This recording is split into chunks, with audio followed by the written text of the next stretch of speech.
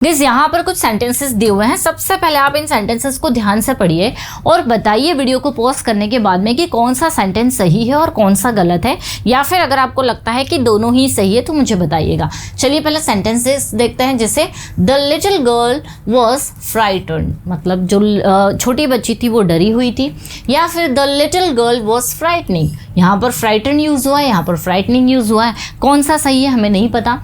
Rahul is boring या फिर Rahul is bored. The child was excited या फिर the child was exciting. My friend was surprised या फिर my friend was surprising. The teacher was amused और the teacher was amusing.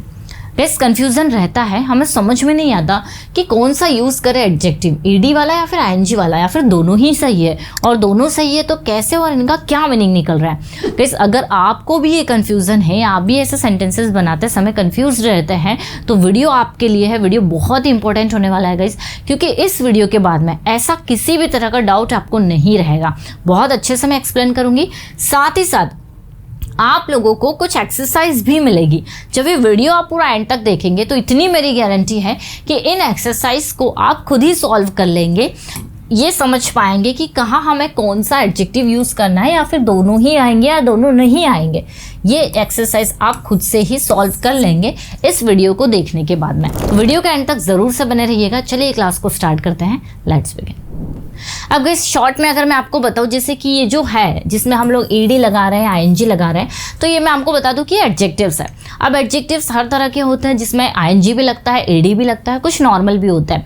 तो इसको अगर आप डिटेल में स्टडी करना चाहते हैं तो एडजेक्टिव्स पर बेस्ड जो मेरा एक वीडियो है आप उसे ज़रूर देख लीजिएगा। लेकिन अगर हम शॉर्ट में देखें कि एडजेक्टिव्स क्या होते हैं, तो जो किसी नाउन या प्रोनाउन की विशेषता बताते हैं, ठीक है। इसकी और भी बड़ी सी डेफिनेशन है, बहुत अगर आप डीप में जाएंगे तो बहुत कुछ सीखने को मिलेगा। लेकिन ये मानकर चलिए जो किसी नाउन या प्रोनाउन की विशेषता बताते हैं। जैसे हम शॉर्ट में देखें तो शी इज़ ब्यूटीफुल, यहाँ पर ब्यूटीफुल क्या है, यह एक एडजेक्टिव है, ठीक है। यहाँ पर ये नाउन की क्या बता रहा है, विशेषता बता रहा है। वैसे ही राहुल इज टॉल, तो राहुल कैसा है, टॉल है, ऊंचा है, लंबा है, तो टॉल यहाँ पर एडजेक्टिव है। This is a red car, तो जो कलर भी बताए, ऐसा नहीं है सिर्फ विशेषता या फिर अच्छा बुरा, जो कलर भी बताए वो भी एडजेक्टिव हो सकता है। The little girl is frightened, अब देखिए जो बच्ची है वो कैसी है, डरी हुई है, तो फ्राइटन्ड यहाँ पर ये भी हमारा एडजेक्टिव है। वैसे ही the movie is interesting, interesting यहाँ पर एडजेक्टिव है। दे आर एक्साइटेड, एक्साइटेड यहाँ पर क्या है, एडजेक्टिव्स है। तो ये एडजेक्टिव्स जो होते हैं ना, किसी नाउन या प्रोनाउन की विशेषता बताते हैं, ये चीज़ आपको ध्यान रखना है। यहाँ पर beautiful, tall, red, frightened, interesting, excited, हर तरह के एडजेक्टिव्स आपको देखने के लिए मिलेंगे, ठीक है। तो ये तो हमने शॉर्ट में देखा। अब हम देखेंगे कि जो ईडी और आईएनजी वाले एडजेक्टिव्स होते हैं उन्हें यूज़ कैसे करना है और इनका एक्चुअली में मीनिंग क्या निकलता है। कुछ एग्जाम्पल्स के लिए मैंने बहुत सारे यहाँ पर एडजेक्टिव्स लिए हुए हैं। जैसे इंटरेस्टेड, इंटरेस्टिंग, क्या यूज़ करें, कौन सा पर्सन के साथ यूज़ करें, कौन सा हम लोग थिंग्स के साथ यूज़ करें। Board, boring, excited, exciting, tired, tiring, surprised, surprising. वैसे ही वरीड, वरिंग, एनॉयड, एनोइंग। तो ये सारे हम लोग सीखने वाले हैं। अगर आप इतने सीख लेते हैं तो आगे के और भी जितने एडजेक्टिव्स होते हैं वो आप खुद यूज़ कर पाएंगे। तो चलिए अब गाइस देखिए, सबसे पहले हम लोग बात कर लेते हैं बोर्ड और बोरिंग। तो देखिए जिस भी एडजेक्टिव में ईडी आता है, ठीक है, उसका मतलब होता है कि जो इमोशन व्यक्ति खुद महसूस कर रहा है उसके लिए हम लोग ईडी वाला एडजेक्टिव यूज़ करेंगे।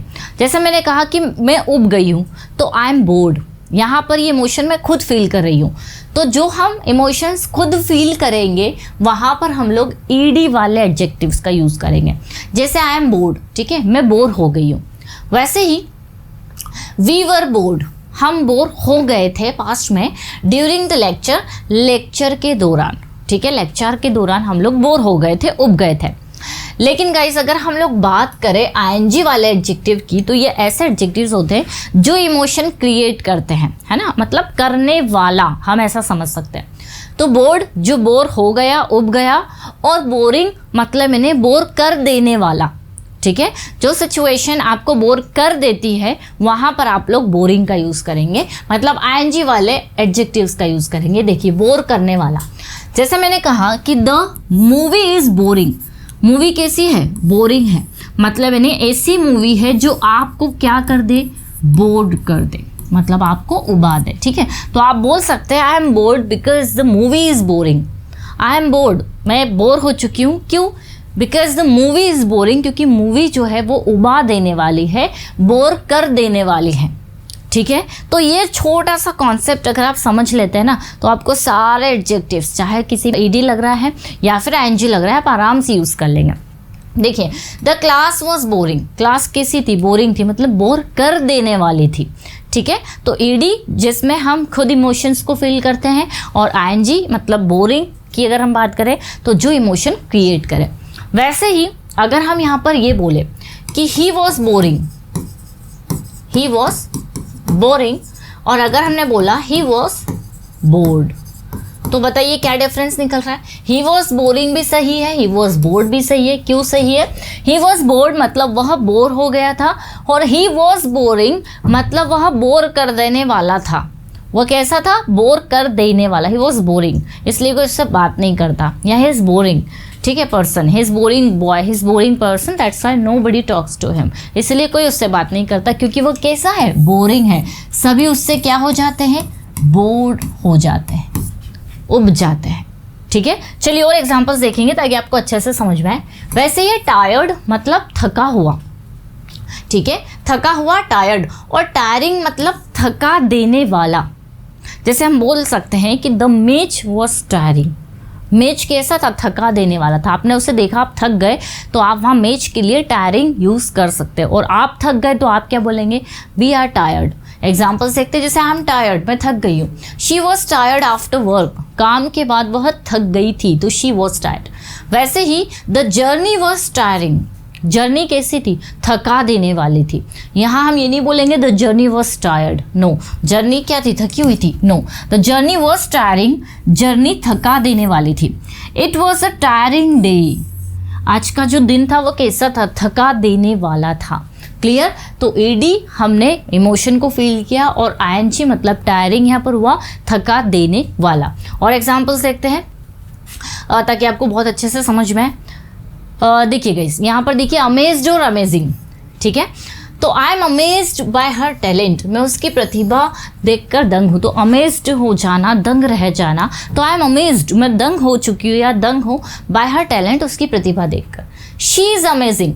अब आपको यहाँ पर ये ध्यान देना है कि ईडी वाले जो एडजेक्टिव्स रहते हैं, ज़रूरी नहीं है कि ये पर्सन के साथ ही आएंगे, ये आप थिंग्स के साथ भी यूज़ कर सकते हैं। मतलब जो आईएनजी वाले एडजेक्टिव्स होते हैं ना, वो आप थिंग्स के साथ यूज़ कर सकते हैं, पर्सन के साथ यूज़ कर सकते हैं। क्योंकि कुछ स्टूडेंट्स का मानना है कि जो आईएनजी वाले एडजेक्टिव्स है वो सिर्फ वस्तु के लिए यूज़ होता है, ऐसा नहीं है, पर्सन के लिए भी यूज़ होता है। अगर कोई पर्सन वैसा है, अगर कोई पर्सन बोरिंग है या फिर अमेजिंग है, जिसको देखकर आप जो है खुश हो जाते हैं, आश्चर्यचकित रह जाते हैं, तो अमेजिंग उस पर्सन के लिए यूज़ कर सकते हैं। कोई व्यक्ति ऐसा है जो चिढ़ा देता है, जिसको देखकर आपको चिढ़ आ जाती है, मतलब वो पर्सन एनॉयड नहीं है, चिढ़ा हुआ नहीं है, एनोइंग है, चिढ़ा देने वाला है। तो आईएनजी वाले एडजेक्टिव्स आप पर्सन के लिए भी यूज़ कर सकते हैं। तो I am amazed by her talent, या फिर शी इज़ अमेजिंग, वह कैसी है? अमेजिंग है, वह कमाल की है। ठीक है, माई मदर इज़ अमेजिंग, मेरी मदर जो है वो कमाल की है। Everyone was amazed by her, हर कोई उसको देखकर आश्चर्यचकित था, दंग रह गया था। ठीक है, तो एवरीवन वाज अमेज्ड। वैसे ही एनॉयड, एनॉयड होता है चिड़चिड़ा, और एनोइंग मतलब चिढ़ा देने वाला, चिढ़ दिला देने वाला। तो आई एम एनॉयड मतलब मैं चिढ़ चुकी हूँ, मैं चिढ़ गई हूँ।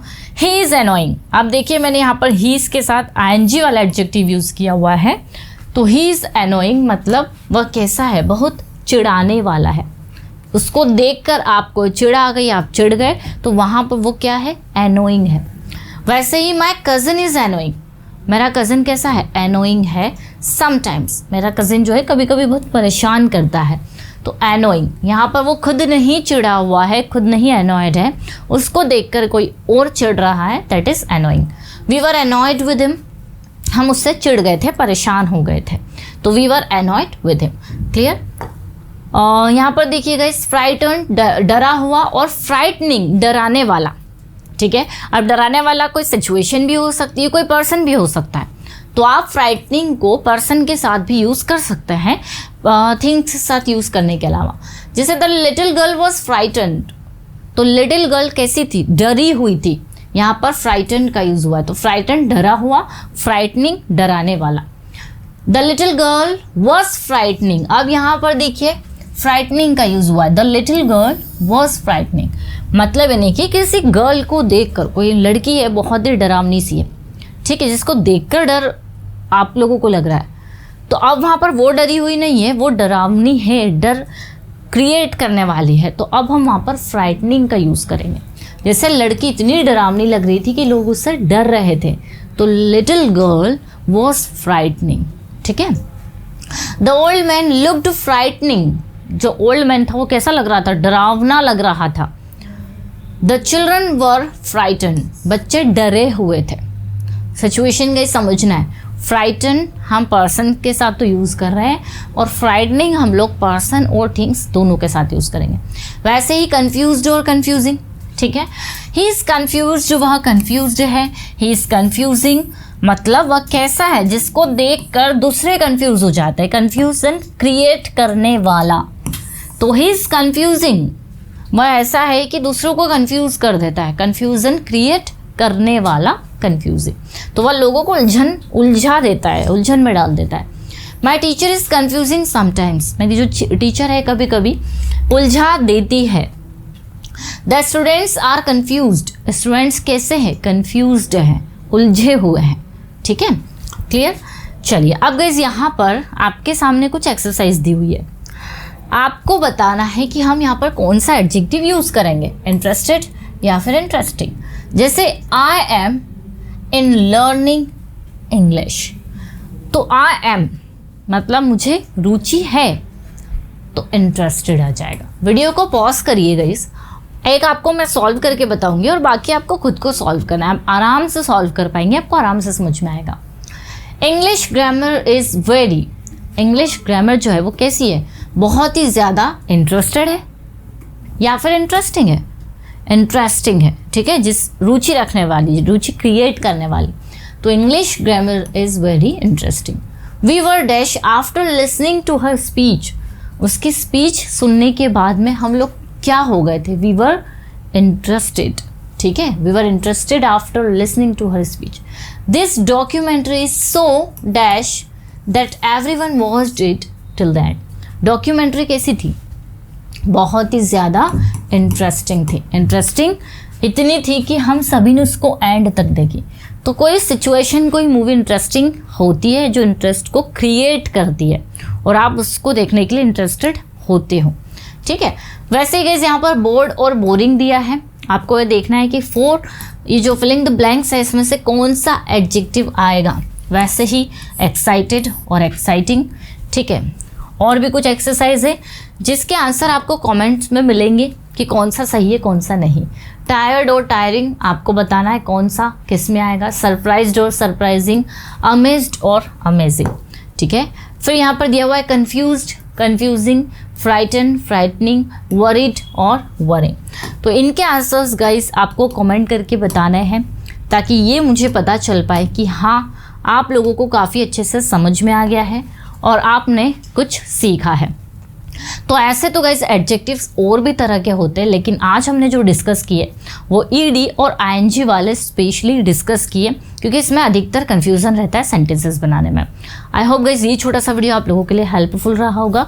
अगर आप कोई कोर्स करना चाह रहे हैं या फिर स्टडी मटेरियल चाहिए तो हमारी 2 एप्लीकेशन है, इंग्लिश विद खुशी और पर्सोना इंग्लिश, इसे ज़रूर डाउनलोड कर लीजिए और ज़्यादा इन्फॉर्मेशन के लिए आप इन नंबर पर कॉन्टेक्ट कर सकते हैं। वीडियो अगर अच्छा लगा है तो लाइक ज़रूर करिएगा। मिलते हैं हम लोग अपनी नेक्स्ट क्लास में। Till then bye bye, take care.